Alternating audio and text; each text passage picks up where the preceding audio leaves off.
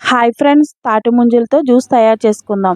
తాటి ముంజల జ్యూస్ని ice Apple juice అని కూడా అంటారు. తాటి ముంజలు తీసుకుని పైన తొక్కలను తీసివేసి వాటర్తో క్లీన్ చేసుకుని చాకుతో చిన్న చిన్న పీసెస్గా కట్ చేసుకోవాలి. కొన్ని పీసెస్ని గార్నిష్ కోసం పక్కకు తీసి పెట్టుకోవాలి. సబ్జా గింజలు నానబెట్టుకోవాలి. మిక్సీ జార్లో తాటి ముంజల పీసెస్ని వేసుకుని జ్యూస్ స్వీట్గా రావడానికి పటిక బెల్లం చిప్స్ వేసుకుని మిక్సీ పట్టుకోవాలి. మీరు కావాలంటే పంచదార వేసుకోవచ్చు. మిక్సీ చేసుకున్న దాంట్లో కొబ్బరి బొండం నీళ్లు వేసుకుని జ్యూస్ లాగా మిక్సీ చేసుకోవాలి. అంతే, ఐస్ యాపిల్ జ్యూస్ రెడీ అయింది.